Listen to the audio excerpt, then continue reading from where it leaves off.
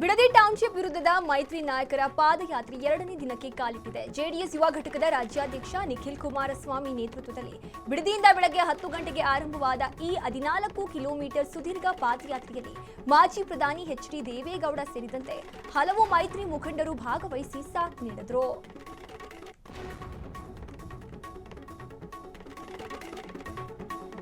Bidadi township ಯೋಜನೆ ವಿರೋಧಿಸಿ JDS ಮತ್ತೊಂದು ಕಾರ್ಯಕ್ರಮಕ್ಕೆ ಸಜ್ಜಾಗಿದೆ. ಆಗಸ್ಟ್ 19ರಂದು ಬೆಂಗಳೂರಿನ ಫ್ರೀಡಂ ಪಾರ್ಕ್ನಲ್ಲಿ ಬೃಹತ್ ಪ್ರತಿಭಟನೆ ನಡೆಯಲಿದೆ ಎಂದು ಮಾಜಿ ಪ್ರಧಾನಿ ಎಚ್.ಡಿ. ದೇವೇಗೌಡರು ಹೋರಾಟದ ಸುಳಿವು ನೀಡಿದ್ದಾರೆ. ರಾಜ್ಯ ವಿಧಾನಮಂಡಲ ಅಧಿವೇಶನದ ನಡುವೆ ಬಿಜೆಪಿ ಮತ್ತು ಜೆಡಿಎಸ್ ಜಂಟಿಯಾಗಿ ಈ ಬೃಹತ್ ಪ್ರತಿಭಟನೆ ನಡೆಸುವ ಸಾಧ್ಯತೆ ಇದೆ.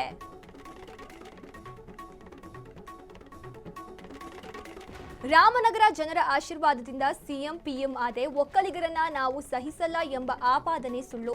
ಸತೀಶ್ ಜಾರಕಿಹೊಳಿ ಹೇಳಿದಂತೆ ಬಿಡಿಎನಲ್ಲಿ 20,000 ನಿವೇಶನಗಳು ಖಾಲಿ ಇದ್ದರೂ ಬಿಡದಿ ರೈತರ ಹೊಟ್ಟೆ ಹೊಡೆದು ಗ್ರೇಟರ್ ಬೆಂಗಳೂರು ಟೌನ್ಶಿಪ್ ಮಾಡುವುದು ಸರಿಯಲ್ಲ.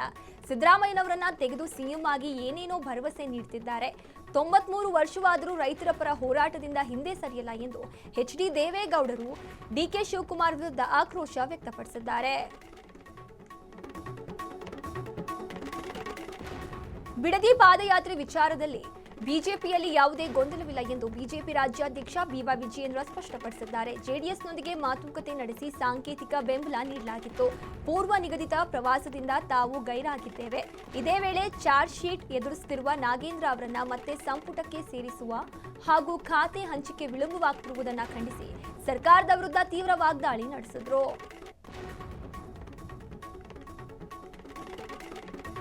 ವಾಲ್ಮೀಕಿ ನಿಗಮದಲ್ಲಿ ಬಡವರ ಹಣ ಲೂಟಿ ಮಾಡಿದ ಕಳಂಕಿತ ಬಿ ನಾಗೇಂದ್ರ ಸಂಪುಟದಲ್ಲಿರಬಾರದು.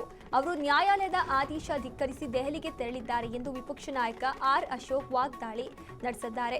ನಾಗೇಂದ್ರ ಕೆಪಿಎಸ್ಸಿ ಮತ್ತು ಬಿಡದಿ ವಿಚಾರವಾಗಿ ಸದನದ ಒಳ ಹೊರಗೆ ಜೆಡಿಎಸ್ ಜಂಟಿ ಹೋರಾಟ ನಡೆಸುವ ಮೂಲಕ ಈ ಭ್ರಷ್ಟ ಸರ್ಕಾರಕ್ಕೆ ಬಿಸಿ ಮುಟ್ಟಿಸುತ್ತೇನೆ ಎಂದು ಅವರು ಸೂಚಿಸಿದ್ದಾರೆ.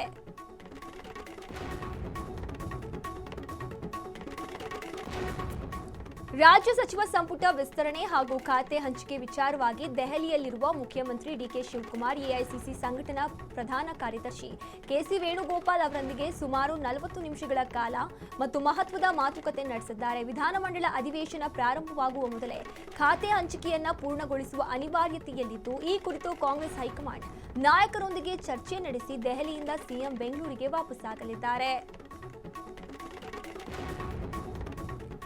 ಕರ್ನಾಟಕ ಸಚಿವ ಸಂಪುಟ ವಿಸ್ತರಣೆಯ ನಂತರ ಖಾತೆ ಹಂಚಿಕೆ ಮತ್ತು ಸಚಿವ ಸಂಪುಟದ ಲೋಪಗಳ ಬಗ್ಗೆ ಅಸಮಾಧಾನವು ಆಂತರಿಕ ಘರ್ಷಣೆಗೆ ಕಾರಣವಾಗಿದೆ. ಮುಂಬರುವ ಶಾಸಕಾಂಗ ಅಧಿವೇಶನಕ್ಕೂ ಮುನ್ನ ಬಿಕ್ಕಟ್ಟನ್ನು ಪರಿಹರಿಸಲು ಮುಖ್ಯಮಂತ್ರಿ ಡಿಕೆ ಶಿವಕುಮಾರ್ ನವದೆಹಲಿಗೆ ಧಾವಿಸಿ ಎಐಸಿಸಿ ಅಧ್ಯಕ್ಷ ಮಲ್ಲಿಕಾರ್ಜುನ ಖರ್ಗೆ ಅವರನ್ನ ಭೇಟಿ ಮಾಡಿ ರಾಹುಲ್ ಗಾಂಧಿ ಅವರೊಂದಿಗೆ ಮಾತುಕತೆಗಳನ್ನು ನಡೆಸಿದ್ದಾರೆ. ರಾಯಚೂರು ಜಿಲ್ಲೆಗೆ ಸಚಿವ ಸ್ಥಾನ ನೀಡದೆ ಕಡೆಗಣಿಸಿರುವ ಕಾಂಗ್ರೆಸ್ ಸರ್ಕಾರಕ್ಕೆ ವೀರಶೈವ ಲಿಂಗಾಯತ ಮಹಾಸಭೆಯಲ್ಲಿ ಶಾಸಕರು ಬೆಂಬಲಿಗರು ತೀವ್ರ ಆಕ್ರೋಶ ವ್ಯಕ್ತಪಡಿಸಿದ್ದಾರೆ. ಸಚಿವ ಸ್ಥಾನದ ಆಕಾಂಕ್ಷಿ ಶಾಸಕ ಹಂಪನಗೌಡ ಬಾದರ್ಲಿ ಬೆಂಬಲಿಗರ ಅಸಮಾಧಾನ ಇನ್ನೂ ಶಮನಗೊಂಡಿಲ್ಲ.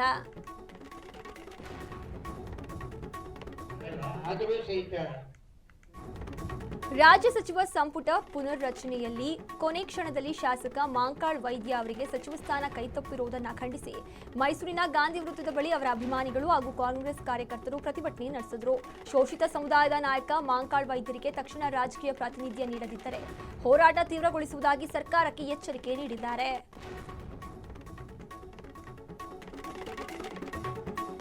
ಚಿತ್ರದುರ್ಗ ಜಿಲ್ಲೆಯ ಮೊಳಕಾಲ್ಮೂರಿನಲ್ಲಿ ನಡೆದ ಪ್ರಕೃತಿ ವಿಕೋಪ ಪ್ರಗತಿ ಪರಿಶೀಲನಾ ಸಭೆಯಲ್ಲಿ ಕ್ಷೇತ್ರದಲ್ಲಿ ಕುಡಿಯುವ ನೀರು, ಮೇವಿನ ಅಭಾವ ನೀಗಿಸಲು ಹಾಗೂ ಭದ್ರಾ ಮೇಲ್ದಂಡೆ ಯೋಜನೆ ನೀರು ತರಲು ಸಚಿವ ಟಿ. ರಘುಮೂರ್ತಿ ಅವರಲ್ಲಿ ಶಾಸಕ ಎನ್.ವೈ. ಗೋಪಾಲಕೃಷ್ಣ ಮನವಿ ಮಾಡಿದರು. ತಮಗೆ ಮಂತ್ರಿ ಸ್ಥಾನ ಸಿಗದಿದ್ದರೂ ಬೇಸರವಿಲ್ಲ ಎಂದ ಅವರು ರಘುಮೂರ್ತಿ ಅವರಿಗೆ ಮುಂಬರುವ ಚುನಾವಣೆಯಲ್ಲಿ ಮೊಳಕಾಲ್ಮೂರಿನಿಂದಲೇ ಇರುವಂತೆ ಮುಕ್ತ ಆಫರ್ ನೀಡಿ ರಾಜಕೀಯ ನಿವೃತ್ತಿಯ ಸುಳಿವು ನೀಡಿದರು.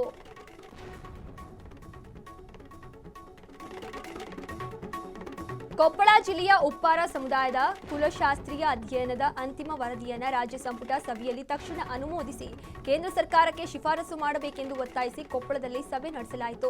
ಶೈಕ್ಷಣಿಕ ಹಾಗೂ ಆರ್ಥಿಕವಾಗಿ ಹಿಂದುಳಿದಿರುವ ಸಮುದಾಯದ ಕುರಿತು ಹಂಪಿ ವಿವಿಯ ಪ್ರೊಫೆಸರ್ ಮೇತ್ರಿ ತಂಡ ಸಲ್ಲಿಸಿರುವ ವರದಿಯ ಶಿಫಾರಸು ವಿಳಂಬವಾಗುತ್ತಿರುವುದಕ್ಕೆ ಪ್ರಸ್ತುತ ಕಳವಳ ಜೊತೆಗೆ ಮುಂದಿನ ಸಂಪುಟ ಸಭೆಯಲ್ಲಿ ವರದಿ ಅಂಗೀಕರಿಸಿ ಕೇಂದ್ರಕ್ಕೆ ಕಳುಹಿಸುವುದು ಮತ್ತು ದೆಹಲಿಗೆ ನಿಯೋಗ ಒಯ್ಯಲು ಸಭೆಯಲ್ಲಿ ನಿರ್ಣಯಿಸಲಾಯಿತು. ಸಂಘದ ಅಡಿಟು ಎಲ್ಲ ಕಾಗದಗಳನ್ನು ಸಂಘದ ಪದಾರ್ಥಗಳನ್ನು ಬಿಟ್ಟು ಈ ಸಂಘದಿಂದ ಉದ್ದೇಶ ಇಟ್ಟುಕೊಂಡು ಹಂಪಿ ವಿಶ್ವವಿದ್ಯಾನಿಲಯದ ಪ್ರೊಫೆಸರ್ ಮೈತ್ರಿ ಅವರು ಇವತ್ತು ಶಿಫಾರಸು ಮಾಡಿದರು. ಶಿವಶಾಸ್ತ್ರ ಅಧ್ಯಯನವನ್ನು ಶಿಫಾರಸು ಮಾಡಿದರು. ಸಭೆಯ ಉದ್ದೇಶ ಏನಿತ್ತು ಅಂತಂದರೆ ಸಮಾಜದ ಬಗ್ಗೆ ತುಂಬ ಕಳಕಳಿ ಇತ್ತು ಮತ್ತು ಅಭಿವೃದ್ಧಿ ಬಗ್ಗೆ ಚಿಂತನೆ ಇತ್ತು. ಈಗಾಗಲೇ ನಮ್ಮ ಸಮಾಜದ ಹಿಂದುಳಿಕೆಯ ಬಗ್ಗೆ, ಸಾಮಾಜಿಕವಾಗಿ ಮತ್ತು ಆರ್ಥಿಕವಾಗಿ ಹಿಂದುಳಿದ ಬಗ್ಗೆ ಕುಲಶಾಸ್ತ್ರೀಯ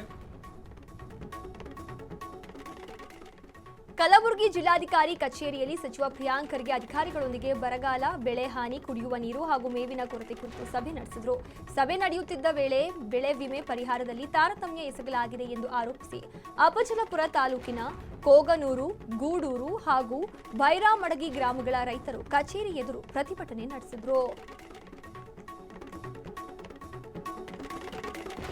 ಬೆಳಗಾವಿ ಜಿಲ್ಲೆಯಲ್ಲಿ ಬೆಳೆ ಹಾನಿ ಹಾಗೂ ಕುಡಿಯುವ ನೀರಿನ ಸಮಸ್ಯೆ ತೀವ್ರಗೊಂಡಿದ್ದು, ರಾಜ್ಯ ಸರ್ಕಾರ ತಕ್ಷಣವೇ ಬರಗಾಲ ಘೋಷಿಸಲು ಪರಿಷತ್ ಸದಸ್ಯ ಎನ್ ರವಿಕುಮಾರ್ ಒತ್ತಾಯಿಸಿದ್ದಾರೆ. ಸಂಕಷ್ಟದಲ್ಲಿರುವ ರೈತರಿಗೆ 50,000 ಪರಿಹಾರ ನೀಡಬೇಕು. ಸರ್ಕಾರ ಸೂಕ್ತ ಕ್ರಮ ಕೈಗೊಳ್ಳದಿದ್ದರೆ ಸದನದ ಒಳಗೂ ಹೊರಗೂ ಉಗ್ರ ಹೋರಾಟ ನಡೆಸುವುದಾಗಿ ಅವರು ಎಚ್ಚರಿಕೆ ನೀಡಿದ್ದಾರೆ. ಮೈಸೂರು ಜಿಲ್ಲೆಯ ನಂಜನಗೂಡಿನಲ್ಲಿ ಮೈದುಂಬಿ ಹರಿಯುತ್ತಿರುವ ಕಪಿಲಾ ನದಿಗೆ ಕರ್ನಾಟಕ ರಾಜ್ಯ ರೈತ ಸಂಘ ಹಾಗೂ ಹಸಿರು ಸೇನೆ ವತಿಯಿಂದ ವಿಶೇಷ ಪೂಜೆ ಸಲ್ಲಿಸಿ ಬಾಗಿನ ಅರ್ಪಿಸಲಾಯಿತು.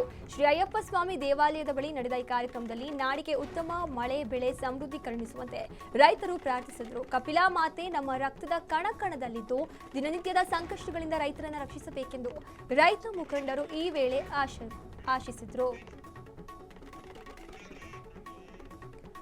ಜಾರ್ಖಂಡ್ನಲ್ಲಿ ವಿವಿಧ ನೇಮಕಾತಿ ಪರೀಕ್ಷೆಗಳಲ್ಲಿನ ಅಕ್ರಮಗಳ ವಿರುದ್ಧ ಸಾವಿರಾರು ಉದ್ಯೋಗಾಕಾಂಕ್ಷಿಗಳು ಪ್ರತಿಭಟನೆ 17ನೇ ದಿನಕ್ಕೆ ಕಾಲಿಟ್ಟಿದೆ.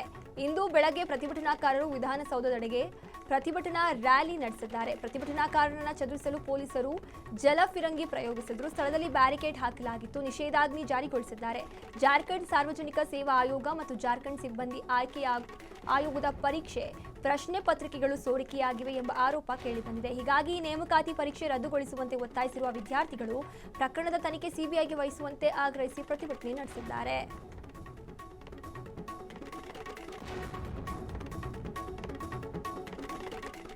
ಮಂತ್ರಾಲಯದ ಶ್ರೀಮಠದ ಪೀಠಾಧಿಪತಿಗಳಾದ ಶ್ರೀ ಸುಬುಧೇಂದ್ರ ತೀರ್ಥ ಶ್ರೀಪಾದರು ತಮ್ಮ 14ನೇ ಚಾತುರ್ಮಾಸ್ಯ ದೀಕ್ಷೆಯನ್ನ ವಿಧಿವತ್ತಾಗಿ ಆರಂಭಿಸಿದ್ರು. ಈ ಪವಿತ್ರ ಸಂದರ್ಭದಲ್ಲಿ ಶ್ರೀ ರಾಘವೇಂದ್ರ ಸ್ವಾಮಿಗಳ ಸೇರಿದಂತೆ ಸಮಸ್ತ ಬೃಂದಾವನಗಳಿಗೆ ವಿಶೇಷ ಪೂಜೆ ನೆರವೇರಿಸಿದ್ರು.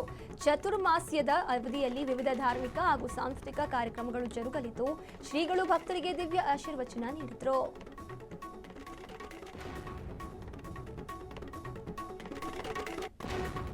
ಆಗಸ್ಟ್ 1ರಿಂದ ಪ್ರಾರಂಭವಾದ 1 ತಿಂಗಳ ಕಾಲ ಸ್ವಚ್ಛತಾ ಅಭಿಯಾನಕ್ಕಾಗಿ ಬೆಸ್ಕಾಂ ಜಿಬಿಎ ಜೊತೆ ಕೈ ಜೋಡಿಸಿದೆ. ಈ ಸೌಲಭ್ಯವು ಬಳಕೆಯಾದ ವಿದ್ಯುತ್ ಕಂಬಗಳು, ಅನಗತ್ಯ ಮೂಲ ಸೌಕರ್ಯ ಮತ್ತು ಪಾದಚಾರಿ ಮಾರ್ಗಗಳು ಮತ್ತು ರಸ್ತೆಗಳಿಂದ ನಿರ್ಮಾಣ ತ್ಯಾಜ್ಯವನ್ನು ತೆರವುಗೊಳಿಸುತ್ತದೆ.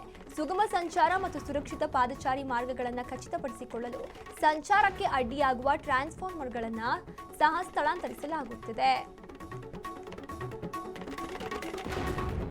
ಮಂಡ್ಯ ಜಿಲ್ಲೆಯ ಕೆಆರ್ಪೇಟೆ ತಾಲೂಕಿನ ಮಿನಿ ವಿಧಾನಸೌಧ ಅನೈರ್ಮಲ್ಯದ ಕೊಳಚೆಯಾಗಿದೆ.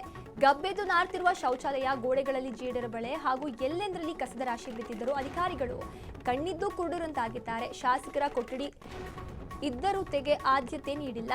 ತಹಶೀಲ್ದಾರ್ ಹಾಗೂ ಡಿ ಗ್ರೂಪ್ ಸಿಬ್ಬಂದಿಯ ನಿರ್ಲಕ್ಷ್ಯಕ್ಕೆ ಸಾರ್ವಜನಿಕರು ತೀವ್ರ ಆಕ್ರೋಶ ವ್ಯಕ್ತಪಡಿಸಿದ್ದು, ತಕ್ಷಣದ ಕಾಯಿಲೆಯ ಕಾಯಕಲ್ಪಕ್ಕೆ ಒತ್ತಾಯಿಸಿದ್ದಾರೆ. ಕಾವೇರಿ ನದಿ ನೀರು ನಿರ್ವಹಣಾ ಪ್ರಾಧಿಕಾರದ ಆದೇಶದಂತೆ ತಕ್ಷಣವೇ ನೀರು ಹರಿಸಲು ಕರ್ನಾಟಕಕ್ಕೆ ನಿರ್ದೇಶಿಸುವಂತೆ ಕೋರಿ ತಮಿಳುನಾಡು ಸರ್ಕಾರ ಸಲ್ಲಿಸಿರುವ ಅರ್ಜಿಯ ವಿಚಾರಣೆ ಆಗಸ್ಟ್ 13ರ ಗುರುವಾರದಂದು ನಡೆಸಲು ಸುಪ್ರೀಂ ಕೋರ್ಟ್ ಸಮ್ಮತಿಸಿದೆ. ತಮಿಳುನಾಡು ಪರವಾಗಿ ಹಾಜರಿದ್ದ ಹಿರಿಯ ವಕೀಲ ಸಿಎಸ್ ವೈದ್ಯನಾಥನ್ ಈ ವಿಷಯವನ್ನ ಮುಖ್ಯ ನ್ಯಾಯಮೂರ್ತಿ ಸೂರ್ಯಕಾಂತ್ ಅವರ ನೇತೃತ್ವದ ಪೀಠದ ಮುನ್ನೆಲೆಗೆ ತಂದು ತುರ್ತು ವಿಚಾರಣೆಗೆ ಮನವಿ ಮಾಡಿದ್ರು. ಮನವಿ ಆಲಿಸಿದ ನ್ಯಾಯಪೀಠ ಗುರುವಾರ ವಿಚಾರಣೆಗೆ ಕೈಗೆತ್ತಿಕೊಳ್ಳುವುದಾಗಿ ತಿಳಿಸಿತು.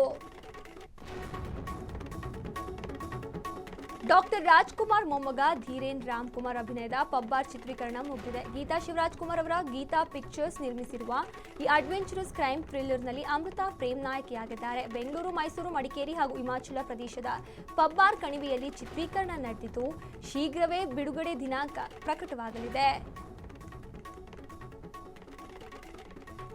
ಕಲಬುರಗಿ ಜಿಲ್ಲೆಯ ಆಳಂದ ಪಟ್ಟಣದಲ್ಲಿ ಪುರಸಭೆಯಿಂದ ರಸ್ತೆ ಅಗಲೀಕರಣ ಕಾರ್ಯಾಚರಣೆ ಚುರುಕಾಗಿದೆ. ತಹಶೀಲ್ದಾರ್ ಕಚೇರಿಯಿಂದ ಗಾರ್ದಾ ಬೇಸ್ವರೆಗೆ ಸಾಗುವ ಮಾರ್ಗ ಮಧ್ಯದಲ್ಲಿದ್ದ ಅಂಗಡಿ ಮುಂಗಟ್ಟುಗಳನ್ನು ಜೆಸಿಬಿ ಮೂಲಕ ನೆಲ ಸಮಗೊಳಿಸಲಾಗಿತ್ತು.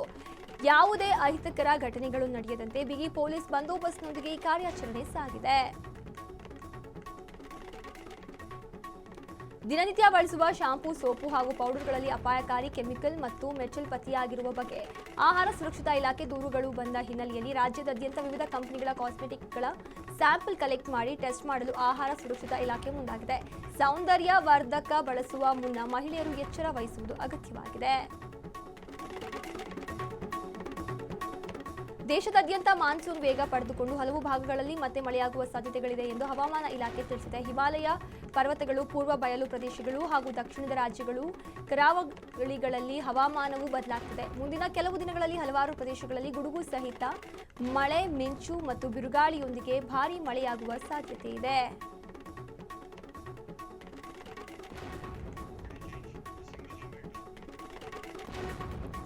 ವಿಜಯನಗರ ಜಿಲ್ಲೆಯ ಹೊಸಪೇಟೆಯ ವಾಲ್ಮೀಕಿ ಸರ್ಕಲ್ನಿಂದ ಎಪಿಎಂಸಿಗೆ ಹೋಗುವ ರಸ್ತೆಯಲ್ಲಿ ಧಾರಾಕಾರ ಮಳೆಗೆ ಬೃಹತ್ ಮರ ಹಾಗೂ ವಿದ್ಯುತ್ ಕಂಬ ಧರೆಗೆ ಉರುಳಿದೆ.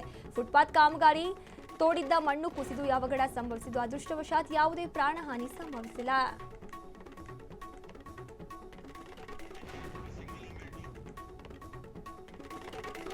ಇಂದು ದೇಶದಲ್ಲಿ ಚಿನ್ನದ ದರ ಗ್ರಾಂಗೆ 35 ರೂಪಾಯಿ ಅಲ್ಪ ಇಳಿಕೆ ಕಂಡು ಬಂದಿದೆ. 22 ಕ್ಯಾರೆಟ್ ಆಭರಣ ಚಿನ್ನದ ಬೆಲೆ 10 ಗ್ರಾಂಗೆ 1,39,300 ರೂಪಾಯಿ ಹಾಗೂ 24 ಕ್ಯಾರೆಟ್ ಅಪರಂಜಿ ಚಿನ್ನದ ಬೆಲೆ 1,51,970 ರೂಪಾಯಿ ಆಗಿದೆ. ಬೆಳ್ಳಿ ಬೆಲೆಯಲ್ಲಿ ಯಾವುದೇ ಬದಲಾವಣೆ ಇಲ್ಲದೆ ಬೆಂಗಳೂರಿನಲ್ಲಿ 100 ಗ್ರಾಂಗೆ 24,500 ರೂಪಾಯಿರಂತೆ ಸ್ಥಿರವಾಗಿದೆ.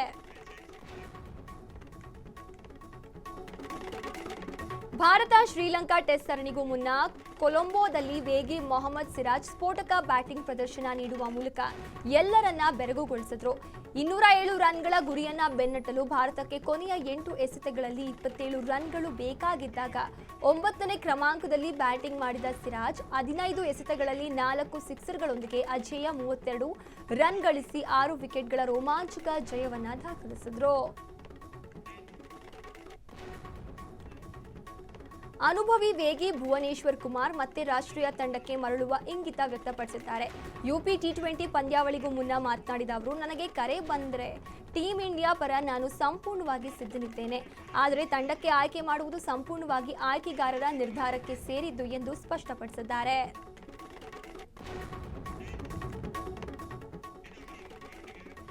ಮೆಟ್ರೋ ಬ್ಯಾಂಕ್ ಒನ್ ಡೇ ಕಪ್ನ ಸಕ್ಸಸ್ ವಿರುದ್ಧದ ಫ್ಯಾಷನ್ ಆ್ಯಂಪ್ಶೈರ್ ಬ್ಯಾಟರ್ ಟೋಬಿ ಆಲ್ಬರ್ಟ್ ಸತತ 6 ಬಾಲ್ಗಳಲ್ಲಿ 6 ಸಿಕ್ಸರ್ ಸಿಡಿಸಿ ಅಬ್ಬರಿಸಿದ್ದಾರೆ. 44 ಹಾಗೂ 45ನೇ ಓವರ್ನಲ್ಲಿ ಬ್ಯಾಕ್ ಟು ಬ್ಯಾಕ್ 6 ಸಿಕ್ಸ್ ಚಚ್ಚಿದ ಆಲ್ಬರ್ಟ್ ಎದುರಾಳಿ ಬೌಲರ್ಗಳನ್ನು ಧೂಳಿಪಟ ಮಾಡಿ ಪಂದ್ಯಕ್ಕೆ ರೋಮಾಂಚನಕಾರಿ ತಿರುವು ಕೊಟ್ಟರು. ಶ್ರೀಲಂಕಾ ವಿರುದ್ಧ ಆಗಸ್ಟ್ 15ರಿಂದ ಆರಂಭಗೊಂಡ 2 ಪಂದ್ಯಗಳ ಸರಣಿಗೂ ಮುನ್ನವೇ ಟೀಮ್ ಇಂಡಿಯಾಗೆ ಹಿನ್ನಡೆಯಾಗಿದೆ. ಗಾಯದ ಸಮಸ್ಯೆಯಿಂದಾಗಿ ಪ್ರಮುಖ ವೇಗಿ ಜಸ್ಪ್ರೀತ್ ಬುಮ್ರಾ ಬ್ಯಾಟರ್ ಸಾಯಿ ಸುದರ್ಶನ್ ಸರಣಿಯಿಂದ ಹೊರಬಿದ್ದಿದ್ದಾರೆ. ಬಿಸಿಸಿಐ ಇವರ ಜಾಗಕ್ಕೆ ಕಾಶ್ಮೀರದ ವೇಗಿ ಆಕಿಬ್ ನಬಿ ಹಾಗೂ ಮುಂಬೈನ ಮಧ್ಯಮ ಕ್ರಮಾಂಕದ ಬ್ಯಾಟರ್ ಸರ್ಫರಾಜ್ ಖಾನ್ ಅವರನ್ನ ಬದಲಿ ಆಟಗಾರರಾಗಿ ಆಯ್ಕೆ ಮಾಡಿದೆ. ಶುಭ್ಮನ್ ಗಿಲ್ ನೇತೃತ್ವದ ಭಾರತ ತಂಡವನ್ನ ಇಬ್ಬರು ಆಟಗಾರರು ಕೂಡಿದ್ದಾರೆ.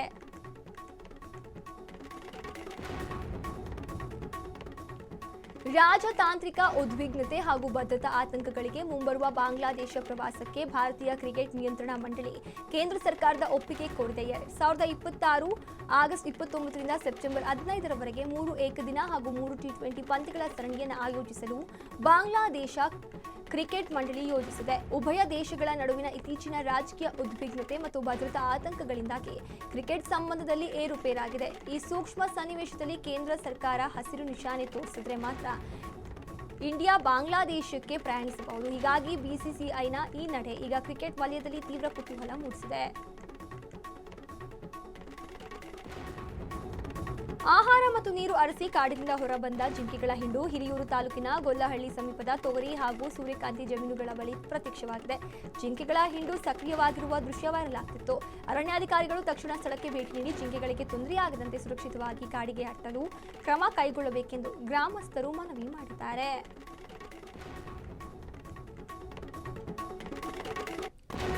ಧಾರವಾಡ ಜಿಲ್ಲೆಯ ಶಿವಳ್ಳಿ ಗ್ರಾಮದಲ್ಲಿ ಬಯೋಗ್ಯಾಸ್ ಘಟಕ ಸ್ಥಾಪನೆಯನ್ನು ವಿರೋಧಿಸಿ ಗ್ರಾಮಸ್ಥರು ಘಟಕದ ವತಿಯಿಂದ ಸಸಿ ನೆಡುವ ಮೂಲಕ ವಿನೂತನ ಪ್ರತಿಭಟನೆಗೆ ಸಜ್ಜಾಗಿದ್ದಾರೆ. ಗ್ರಾಮಸ್ಥರನ್ನು ತಡೆಯಲು ಘಟಕದ ಗೇಟ್ ಬಳಿ 50ಕ್ಕೂ ಹೆಚ್ಚು ಪೊಲೀಸರನ್ನ ಭದ್ರತೆಗೆ ನಿಯೋಜಿಸಲಾಗಿತ್ತು. ಸ್ಥಳದಲ್ಲಿ ತಹಶೀಲ್ದಾರ್ ಹಾಗೂ ಮಹಾನಗರ ಪಾಲಿಕೆ ಕಮಿಷನರ್ ಬೀಡು ಬಿಟ್ಟಿದ್ದು ಬಿಗುವಿನ ವಾತಾವರಣ ನಡುವೆ ಗ್ರಾಮಸ್ಥರನ್ನ ಸಮಾಧಾನ ಪಡಿಸಿದ್ರು.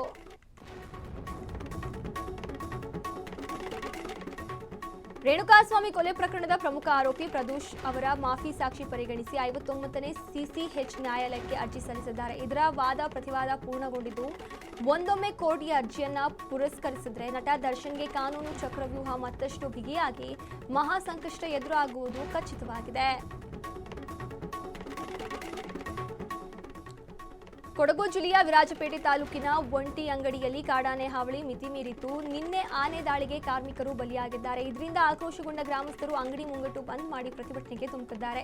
ಸ್ಥಳಕ್ಕೆ ಕೂಡಲೇ ಡಿಎಫ್ಒ ಆಗಮಿಸಬೇಕು ಹಾಗೂ ಆನೆಗೆ ತಡೆಯಲು ಶಾಶ್ವತ ಕ್ರಮ ಕೈಗೊಳ್ಳಬೇಕು. ಸರ್ಕಾರ ಮತ್ತು ಅರಣ್ಯ ಇಲಾಖೆ ವಿರುದ್ಧ ಗ್ರಾಮಸ್ಥರು ತೀವ್ರ ಆಕ್ರೋಶ ವ್ಯಕ್ತಪಡಿಸಿದ್ದಾರೆ.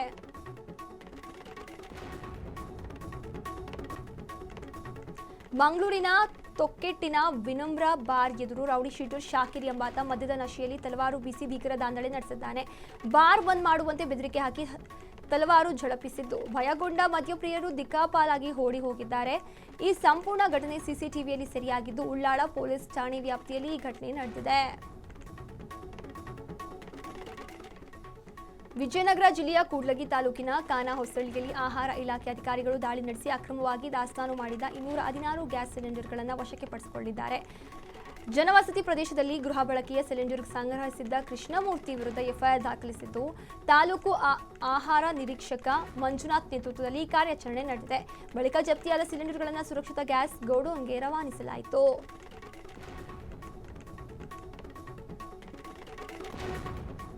ಹಾವೇರಿ ಜಿಲ್ಲೆಯ ಹೊರವಲಯದ ರಾಷ್ಟ್ರೀಯ ಹೆದ್ದಾರಿ 48ರಲ್ಲಿ ಚಾಲಕನ ನಿಯಂತ್ರಣ ತಪ್ಪಿ ಖಾಸಗಿ ಬಸ್ ಪಲ್ಟಿಯಾಗಿದೆ. ಗೋವಾದಿಂದ ಬೆಂಗಳೂರಿಗೆ ತೆರಳುತ್ತಿದ್ದ ಬಸ್ ಆಘಾತಕ್ಕೀಡಾಗಿದ್ದು ಓರ್ವ ಸಾವನ್ನಪ್ಪಿದ್ದು 20 ಪ್ರಯಾಣಿಕರು ಗಾಯಗೊಂಡಿದ್ದಾರೆ. ಗಾಯಾಳುಗಳನ್ನು ಹಾವೇರಿ ಜಿಲ್ಲಾಸ್ಪತ್ರೆಗೆ ದಾಖಲಿಸಲಾಗಿದೆ. ಹಾವೇರಿ ಸಂಚಾರಿ ಪೊಲೀಸ್ ಠಾಣೆಯಲ್ಲಿ ಪ್ರಕರಣ ದಾಖಲಾಗಿದೆ.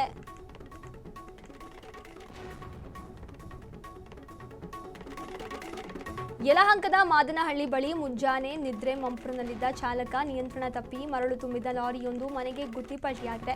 ಪರಿಣಾಮ ಗೋಡೆ ಜಖಂಗೊಂಡಿದ್ದು ಮನೆಯಲ್ಲಿದ್ದ ಮೂವರಿಗೆ ಸಣ್ಣ ಪುಟ್ಟ ಗಾಯಗಳಾಗಿದೆ. ಲಾರಿ ಅಡಿಯಲ್ಲಿ ಸಿಲುಕಿರುವ ಚಾಲಕನ ರಕ್ಷಣೆಗೆ ಅಗ್ನಿಶಾಮಕ ಸಿಬ್ಬಂದಿ ಗ್ಯಾಸ್ ಕಟರ್ ಹಾಗೂ ಕ್ರೇನ್ ಬಳಸಿ ಕಾರ್ಯಾಚರಣೆ ನಡೆಸಿದರು.